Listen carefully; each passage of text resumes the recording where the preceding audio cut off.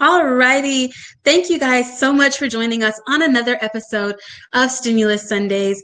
I am so excited about this episode. And so today I was making an Instagram little like, hey, get to register. And I said, I'm so excited about this episode. And I said, I say that about every episode, but this one I really, truly am excited to be able to uh, just talk as a minority business owner who is going through this pandemic. I feel alone a lot of times, oftentimes. And so I'm excited to have Tammie Hall here. She is our expert for today. I am going to allow her to introduce herself, and we're waiting for a few other people to enter the chat room. But I'd love for you guys just to hop on in that chat and let us know where you're listening to us from. So I thank you so much, Corey, for hopping in. Tammie, but this is a very organic conversation that we're having on how to evaluate your minority-owned business after COVID-19. And so this is also just, in addition to being organic conversation, it's a Q&A. So please ask your questions. You can leave them in the chat, or there's an opportunity for you to press the speak button. It'll raise your hand. It'll notate to us that you would like to say something. So if it's too long to put in the chat, you can definitely just raise your hand. We'll call upon you and you can ask your question. So I would love for Tammie to start with just introducing herself. Tammie, thank you again for being with us here on Stimulus Sundays.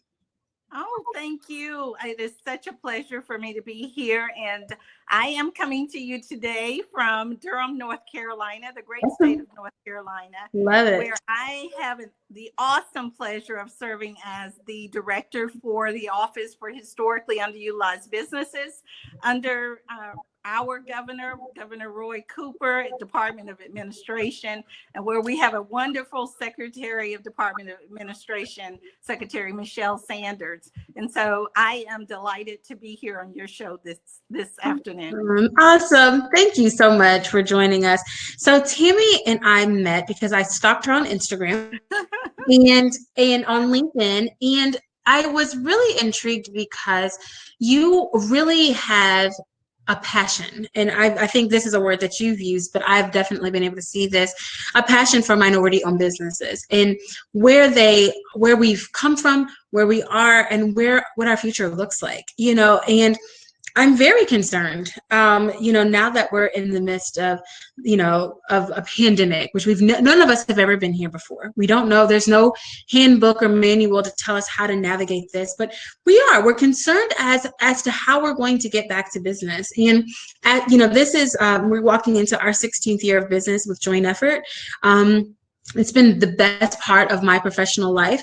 I've been through a lot of ebbs and flows and ups and downs, but nothing like this before. And nothing that is felt worldwide. You know what I mean? I have a great friend, Indra, here from Bermuda online today. So Bermuda's feeling it, India's feeling it, France is feeling it, Canada. It's not just like we, the United States. And so I know that changes the cadence and how everyone feels about how we're going to really get back to what normal looks like. But I would really love your perspective on our state as Black-owned businesses or as minority-owned businesses.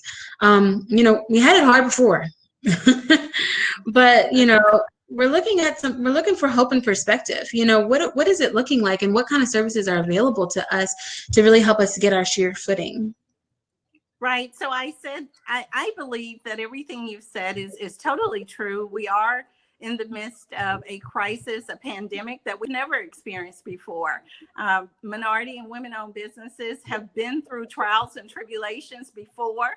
And what sustains me during this time of love and hope and just thinking in a positive manner is that we have been here before and we've come out of it very successful. When we look at the last crisis that we had in our country, which was 2007-8 time period, minority and women-owned businesses, we rolled up our sleeves and we went to work. We figured it out. We became creative, innovative, thinkers outside of the box. We figured it out and we moved forward. We didn't have a pity party over what we had no control over. Yeah. We rolled up, our sleeves and we said, let's go get it. And so I have sustained hope and commitment to this work, because I know that our minority businesses need voices at the table similar to mine. They need individuals that are part of leadership teams that can bring a different perspective. Yes. And it's a perspective that we all need to hear. So I have a lot of hope and encouragement, and just know that we can do this. We can pull ourselves. It's going to be tough. So we do recognize that and we understand it. But minority businesses are resilient and they know how to weather the storm. Yeah, I love that. And you're so right. In 2008, whenever our whole, our ecosystem as we knew it collapsed, we figured it out. We really took a long, hard look at what the services that we were offering, how much we were charging, how often we saw individuals, if it's a product or service, and we really figured out, now this is the time of innovation. You know what I mean? This is a time where, if I had a brick and mortar building, that was becoming obsolete anyway. You know what I mean? We were on the cusp of moving everything to having meetings like this more often anyway. So we were already getting ready, for this transition, but now we've just kind of been pushed off the ledge, you know what I mean? And it's for our good, truly, because now we're able to say, where I thought I couldn't, I can, you know what I mean? Where I felt like, oh, I'm not a techie person, we've all been able to figure those things out. So, as a Black business owner, one of our big questions is, it's hard whenever we are in the same vicinity with someone, especially networking, to be able to show them the services that we do. But we're able to then insert our personality and things like that help sell our businesses. But now that we don't have that opportunity, what are some things that, especially your office or even in your experience, I know you do a lot of things, you wear a lot of hats, but what are some things that we can do to really still be in the room and be able to be present as a minority business owner? I know that's a big question. No, but it's absolutely a great and necessary question, because what you were saying is that, brick and mortar worked in a time period prior to COVID-19, but as a result of COVID-19, we truly have to figure out something different. And from my perspective, what I've seen, a very true need for minority businesses is that they understand technology, because we were all, we went into this thing without any warnings, without any preparation. I have Zoomed myself to death. I have tried to figure out Teams and Live and all of these things that we need to do, but we forced ourselves to figure it out. But I truly see us moving forward and continuing this mannerism of doing business, because it works. So our minority businesses will need to be creative and figure out how to do that virtually. How do you become a virtual sensation? Yeah. And how that works. I have quite a few friends whose services are not available online. I'm a hairdresser. I'm a mechanic. I'm a person that has a location where you have to actually come to receive the service, and that has been such a hard challenge for me as a consultant, suggesting ways to kind of mitigate the big glaring issue of social distancing. And, I love that. Thank you, Nathaniel. Resilience. That's a word. That's our keyword for today. Resilience. But, what is it that, we can do to help ensure the safety of individuals? And I know these are maybe some steps that individuals may already know, but, what are some things that we can ensure and kind of help people feel that we are doing to be able to bring them back into our space? I have, if I'm a hairstylist, at some point you're going to have to come with the input. I actually have hair. I typically I've shaved my head for it over 2 years now. It's growing. You know what I mean? So what do we do? Mm-hmm. What do we do in that situation? That's right. Well, certainly the main focus is the safety and well-being of the constituents. Here in North Carolina, we have clearly had major discussions about reopening our state. The governor has been at the forefront of really paying attention to, what does the science tell us? What are the health professionals telling us? Looking at those types of statistics to really determine what our next course is for every North Carolinian here to be safe and healthy. And so certainly as we look at businesses starting to open back up again, social distancing, wearing protective coverings so that we're protecting each other. And so when we look at beauty shops and barber shops, you will no longer be able to overbook. You will need to strategically figure out how your clientele comes in a strategic manner so that the interactions to others are very limited. Yeah. But that you're still able to make your money, because it's important for you to survive.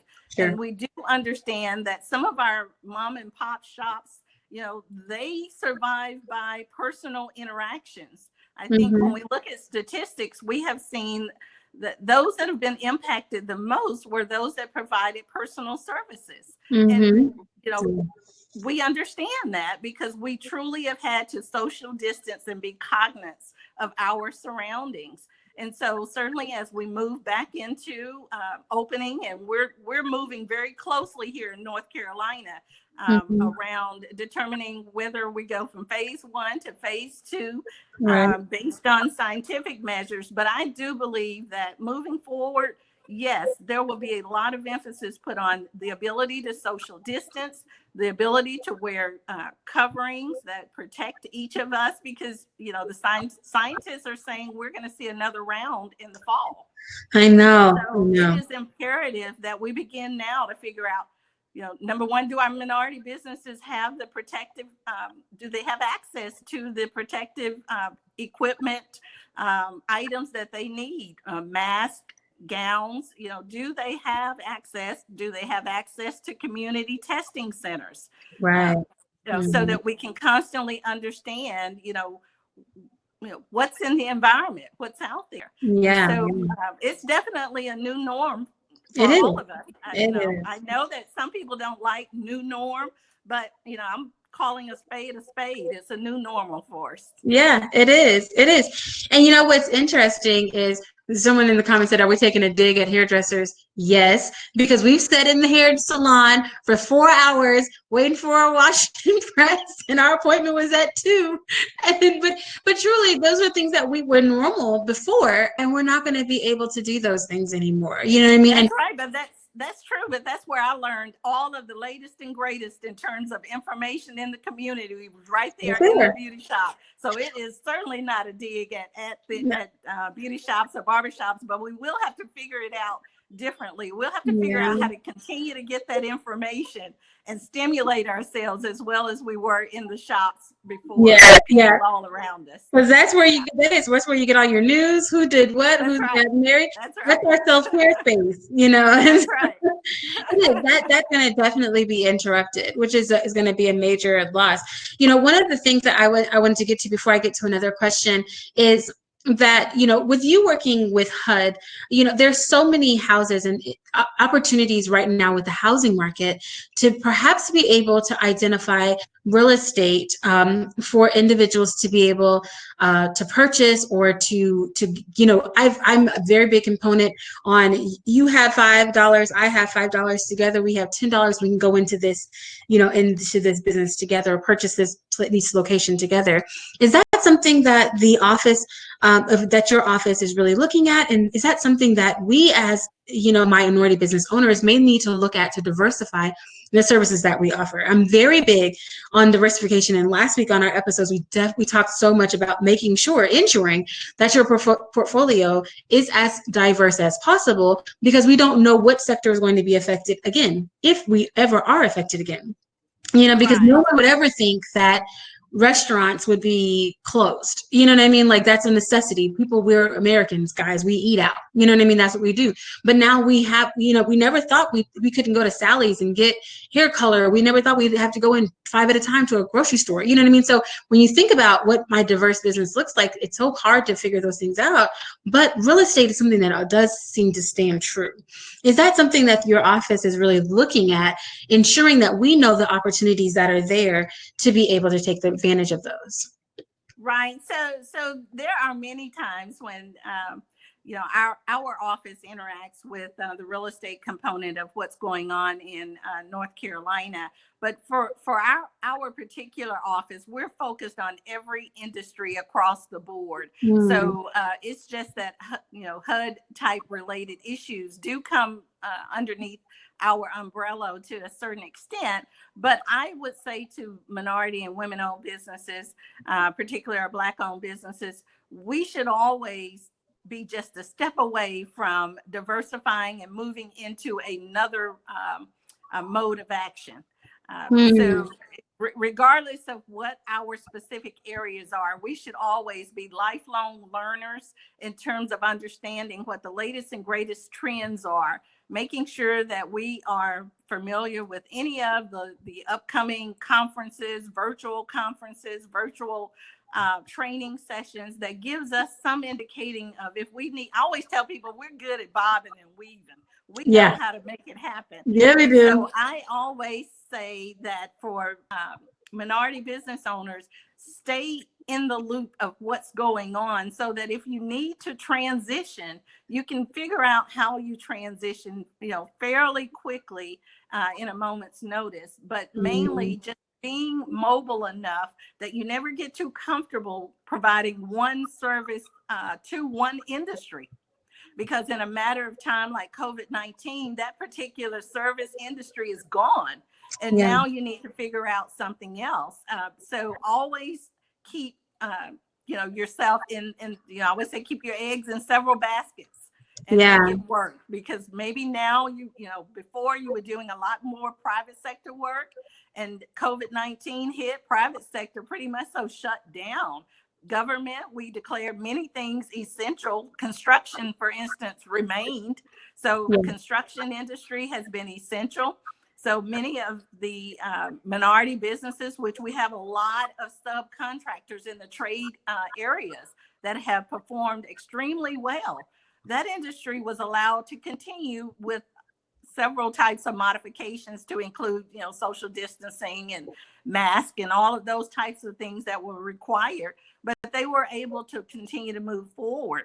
So clearly, we just always need to be ready and cognizant of what's the next latest, greatest thing and be ready to transition.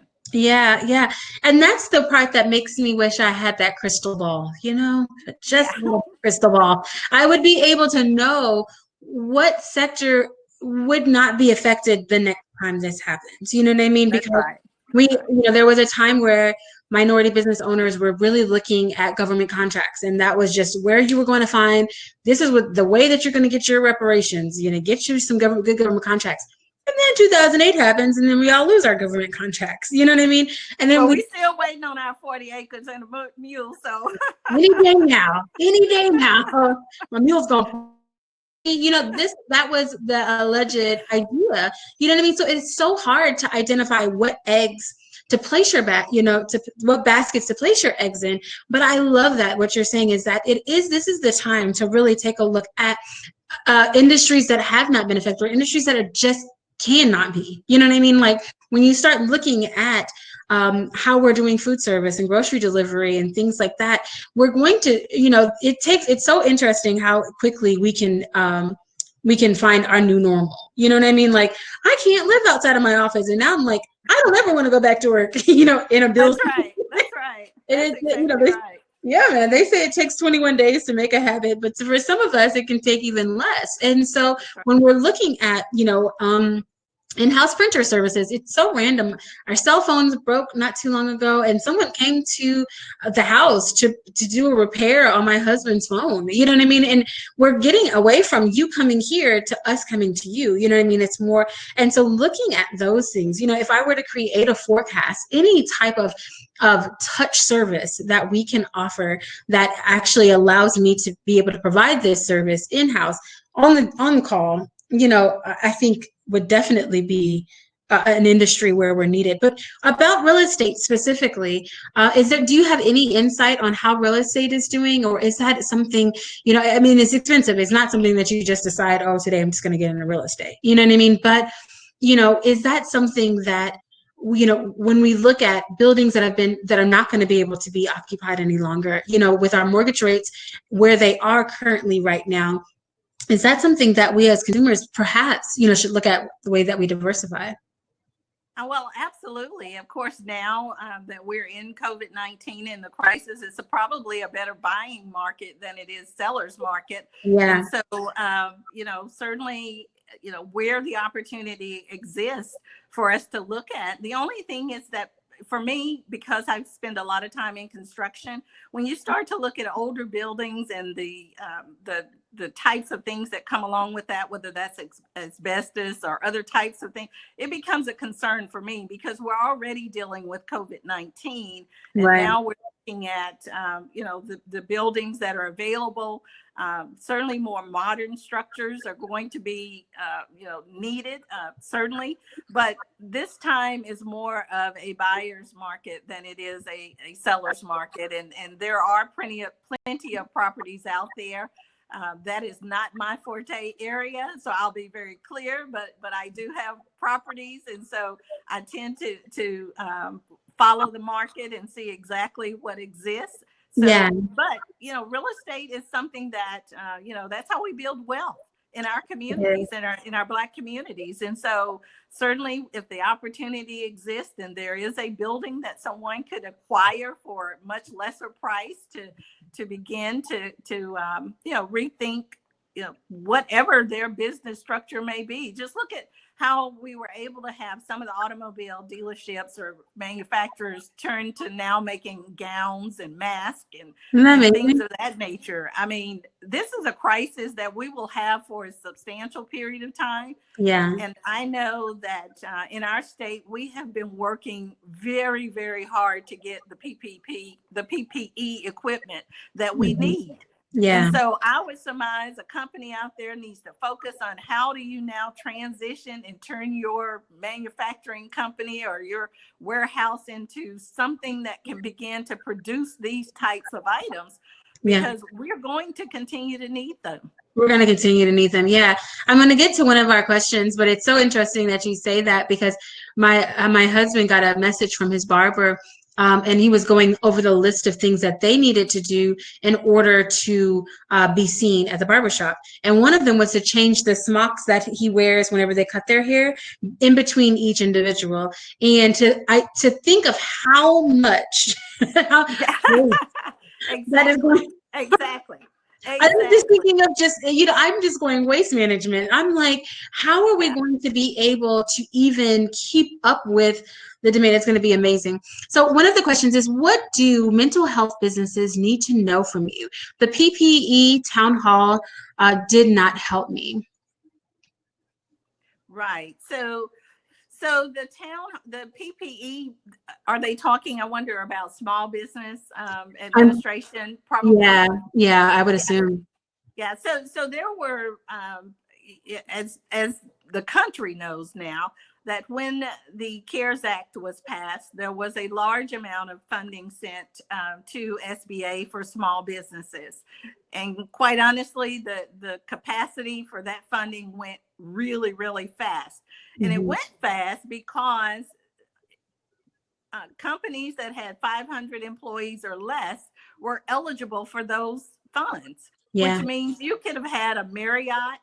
We did have, larger companies that fit into individually their depending on where they were located, they fit into the qualifications of garnering that money. And so the money was gone fairly soon. And so we saw SBA come back out a second time with funding that had some more stringent guidelines around, businesses that could apply. And we also saw the first round of funding going to our major lending institutions, which minority businesses, many of them do not have relationships with our larger banking institutions. Right. They have great relationships with community development financial institutions, our local community banks, but not with the larger financial institutions. So on the second round of funding that was issued, we saw SBA provide allowance for our smaller banks to now have access to this funding, as well as there was online opportunities, like for instance PayPal. Who knew PayPal could offer SBA lending opportunities? Yeah. And so once our communities begin to learn more about, where we could go and get access to these funds, we Mm-hmm. have seen in the last 2 weeks, we really have seen minority businesses that have been able to access the fundings. Now, once again, it's a loan. And Yeah. when you're in the midst of COVID-19 and you're already out of your work opportunities, your contracts have dried up or at least been Mm-hmm. put on hold, to now have to figure out, how do I go and take out a loan on the uncertainty that's coming down the path? That's quite disheartening. So I can understand the question, Yeah. because you're saying I have nothing and now I need to take out a loan to Yeah. help me. So my To help office me has been potentially very get cognizant. something. Right. You have nothing. You have nothing. So my office has been very cognizant in trying to identify and locate grant opportunities that are out there that may allow a business owner to get access to some funding without necessarily having to pay it back, but certainly maybe providing service or doing something else that would be a benefit to another, Yeah. but funding that doesn't necessarily require them to pay back. Yeah, and that's the hardest thing, is because again, I love using myself as the case study. And I'm very transparent in all aspects of business, but it was the hardest call for me, because of course I'm looking at this and it's a dangling carrot. You know what I mean? So I could get this loan and protect my staff without having to furlough them. But for how long? Right. And Right. our contracts are currently on hold. So it's, I look at, so I bring them in and then they're able to work, but then we're not able to work for our billable clients. And so the green grass didn't grow all around. It just actually dried up. And it was at this moment that I came to a complete, like, holding my hand standstill. Like, I don't know what to do, because that's not a program for me. I'm like, I hate debt is something that just, like, it, it drives me crazy. The idea of, Right. Right. I will Right. do anything, absolutely anything for the survival of my business. You know what I mean? And that's never going to be a question. But at the same time, it seems like such a hard decision to make as a business owner, to say, I will be willing to get in debt for what I do not know is going to happen. How soon am I going to have to pay it back? What are my rates going to look like? I mean, and all of those things have moved, because I've seen them say, Yes. oh, you're going to start paying back in 6 months, 10 months, That's right. 3 months, That's right. 4 months, That's right. That's right. That's right. No, we That's just right. don't know. And because of that, it does make us feel so, it just is, it's a lot of insecurities, a lot of anxiety around that question. So that's a great question. Thank you so much for bringing that up. So one other question is, Tammie, do you feel on the state and federal level that measures are being taken to ensure that minority-owned businesses are not shut out from rescue money, so from any of the resources that are out there? I filled out my application and they did ask my ethnicity. And it's difficult, because I don't know why that question matters. But do you feel as if individuals are being shut out from those resources that are available on our state and federal levels? Right. So what I would say is that for minority business owners, it has always been a challenge. We have always lacked historically, not just COVID-19. COVID-19 put the spotlight on it Right. and really showed the disparities that exist in healthcare and in funding financially. So certainly we've always struggled in terms of being provided equal access to opportunities and lending resources that are out there. So where my thought comes now, and I had the pleasure of listening to the graduation commencement speech on yesterday for Oh, HBCUs, and I am a proud HBCU me graduate, too. that yay! Okay, so we all have to do our part. And part of that is making sure that we are socially engaged. We Mm-hmm. are at the table, we are part of the process. Since this 2020 is in existence now, we must all fill out the paperwork. I know that we look at it and we say, well, I don't want to do this. I don't understand the rationale. What does it mean? It means our ability to get equal access. It Yeah. means our ability to have voices that can hear from the minority business community. It Mm. means everything for our families to, economically, health-wise, education. When we look at the ability for us to really be viable and sustainable in our communities, it starts with us, and it's our responsibility to, number one, fill out that census, get the information in, but also be socially responsible. Talk to your congressmen, your senators, your local politicians. Make sure they understand what your pain is right now. What are you going through?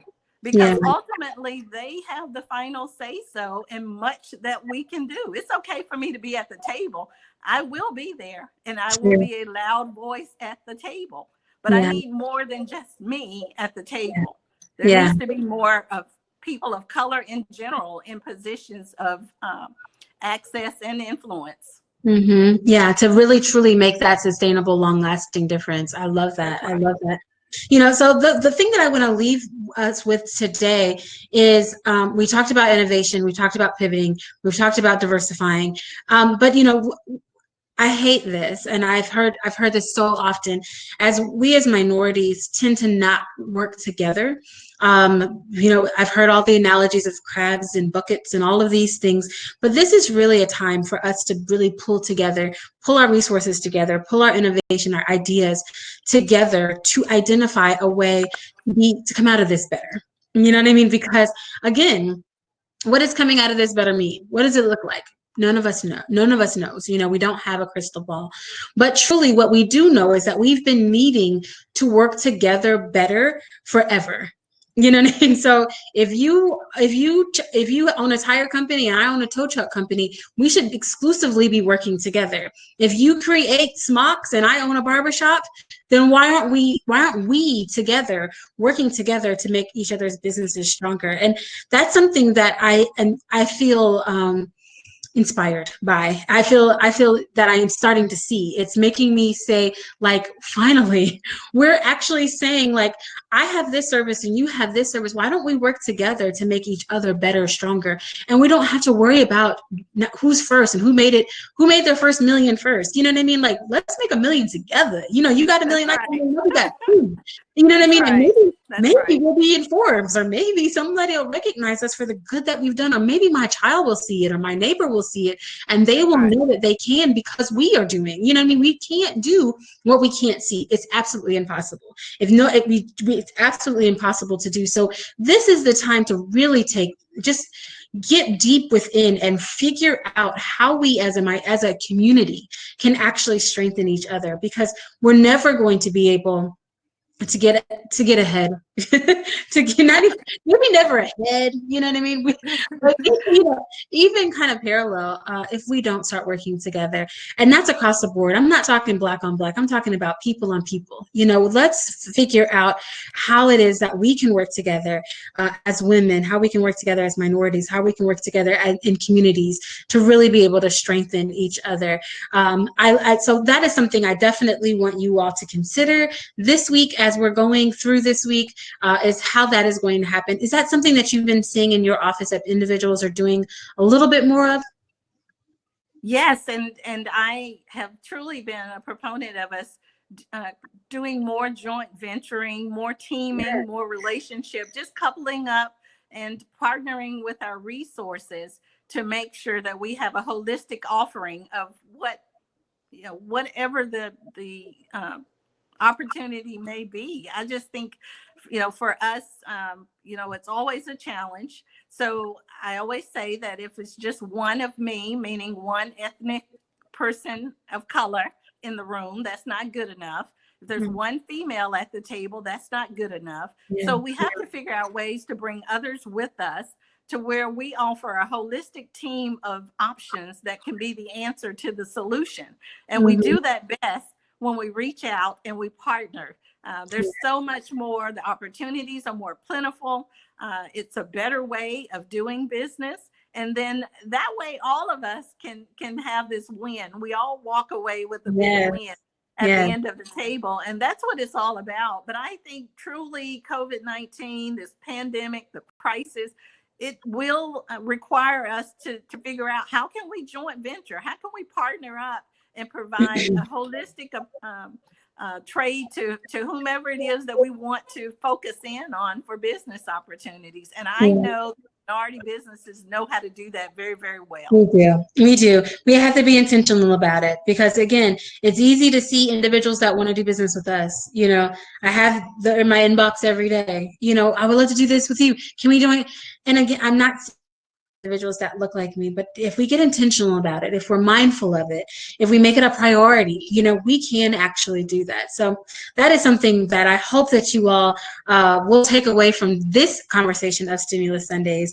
But you know, in addition to that, that we have hope. This isn't all over. We're in this. We're absolutely in this together. I love that mantra too, Nathaniel. But it's true that we can get through this together if we actually identify how we're going. We're not an island. We're in this together. So let's band together. Let's be kind to each other.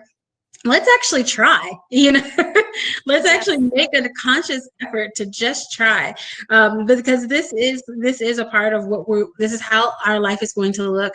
And so we might as well get really good at it and kind of get to the forefront of how we can be our very best in everything that we do and excel at it. So I love to leave every episode with our shameless shout outs. And this is the time that I allow you to take anything that you like. Follow me here, like me this, I'm going to speak here. I didn't tell you this was coming, so I put you on the spot. But I do love for individuals to be able to always stay connected to you, because oftentimes, you know, we have great questions that have come into the chat, but you may say, I have another question that I want to ask, or I want her to elaborate on this comment that she made. They want to message you privately. So please spill the guts. Where can we find you? Yeah, so I think that the great state of North Carolina gets it right. Maybe not every time, but we definitely try so very hard. And that is because of the governor that we have here, Governor Roy Cooper, who totally supports the work that my office does, the work of inclusivity and how that matters across state government.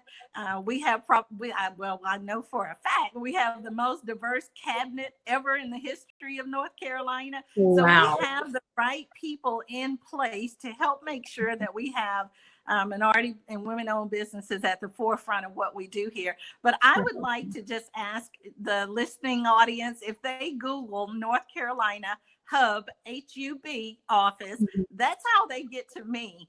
And our office there's quite a bit on our website, because we want to make sure that business owners are informed and that we can provide whatever access to opportunities may exist. But you can also email me at Tammie, TAMMIE, .hall, HALL, at doa.nc.gov. Oh, Tammie Hall. We'll find you. So that was Tammie.Hall at where again? At doa.nc.gov. .gov. All righty. I put it in the chat there for everyone so that they can definitely jot that down. Tammie, this has been a pleasure. You know, I mean, I said again, I can't help the skin that I was born in, and I can't help my passion and drive for business. Right. And the thing of it is that the more that I can help somebody, impart knowledge, be there, hold hands, cry with you, that's what I want to do. And that's the whole premise of Stimulus Sundays. I had somebody ask me today, is it really free? You're going to try to sell me at the end? This is the end of our episode, and I'm not selling you anything. I am going to ask that you follow us on Instagram, Facebook, social media, Twitter, and LinkedIn. Absolutely, of course. But no, this is absolutely free. We do this because we care. We do this because we are in this together. We truly want to be able to come out of this stronger. And we can't do that without actually putting our arms around each other and working through this. But absolutely, of course, for any time that you all ever want to contact me, again, you can find us at Joint Effort LLC on Instagram, on Facebook, as well as Twitter. We have a few new ventures that are going to be coming out, so stay tuned and stay into your inboxes for all of those really cool things. Because again, we've had the time now. We've got time. I've had so many side hustles that have not been any hustle because I'm busy working. That I'm like, hey, this was a really good idea. Dust this off and see what happens whenever we put this out into the market. You know, to do that. So We must. Everybody's got to have a side hustle. Everybody. And so this has been a fantastic time. If you guys have any questions, comments, or thoughts, please make sure you leave that with us. I appreciate you all being here today. If you all would love to join us on next week's Sunday, we are here every single Sunday through the end of this month. We did April and May was the time that we're running this very short series. And if you didn't hear something and you want to replay something, we have Replay Tuesday, which will air at 6 o'clock on Tuesday. Tammie, again, I cannot say thank you enough for being here with us today. I appreciate you. I appreciate everyone that joined us. You guys stay safe, and I appreciate it. Thanks again. Thank you. Thank you for having me. Absolutely. Bye. All righty. Bye-bye.